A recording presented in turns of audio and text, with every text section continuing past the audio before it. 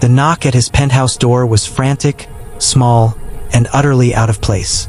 Marcus Vance, at 41, was a fortress of his own making. The sleek steel and glass of his high-rise apartment reflected a life built on logic and leverage.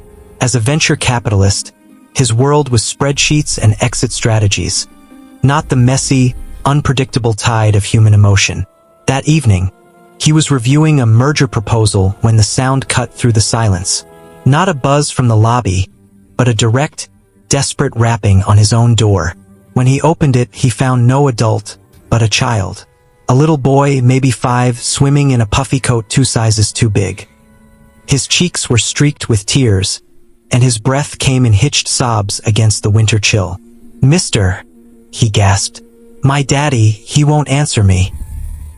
The words, delivered with such raw terror, bypassed Marcus's analytical brain entirely. He crouched down. "What do you mean, he won't answer? Where is he?" The boy, Leo, pointed a trembling finger toward the service elevator. "In the basement. We live there."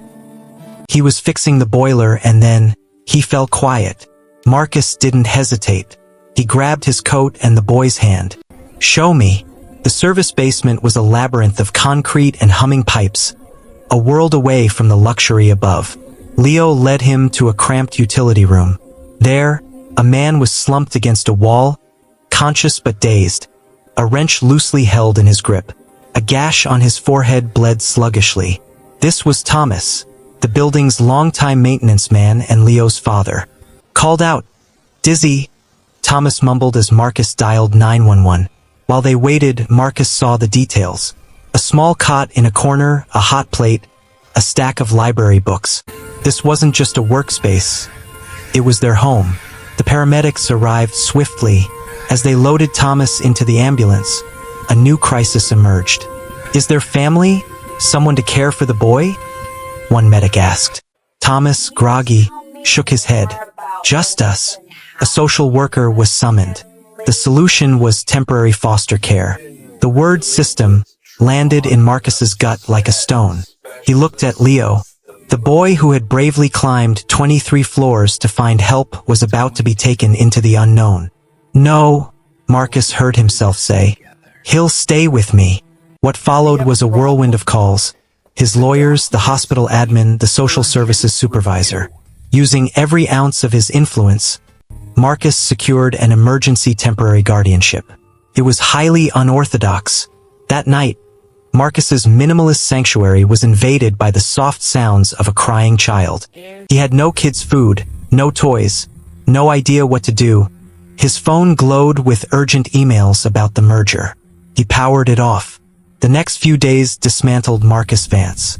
He learned about kindergarten drop-offs, the profound importance of a favorite stuffed animal, and how to make grilled cheese sandwiches into dinosaur shapes. He brought Leo to visit Thomas daily in the hospital. Slowly, Thomas's story emerged. A single dad who'd lost his job, then his apartment, and had begged the building manager to let him and Leo stay in the basement. He was fighting to keep his head above water, and that fight had literally knocked him out. "I just want to give him a real childhood," Thomas whispered. Marcus felt a long-dormant connection spark. "You already are," Marcus said. "He's courageous and kind. That comes from you." On the day Thomas was discharged, Marcus made a proposal.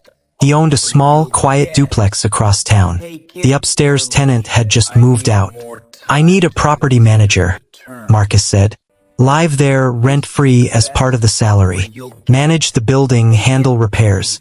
Steady, it has benefits, and Leo's school district is excellent." Thomas stared, overwhelmed. "Why? Why would you do all this for us?" Marcus looked at Leo, who was drawing a picture of the three of them. "Because your son knocked on my door, and for the first time in a long time, I answered." 3 months later, Marcus sat on a sun-drenched patch of grass in the duplex backyard. Not a boardroom. He was at Leo's 6th birthday party. The air was filled with the shrieks of playing children. Thomas, now healthy and with color in his cheeks, handed him a soda.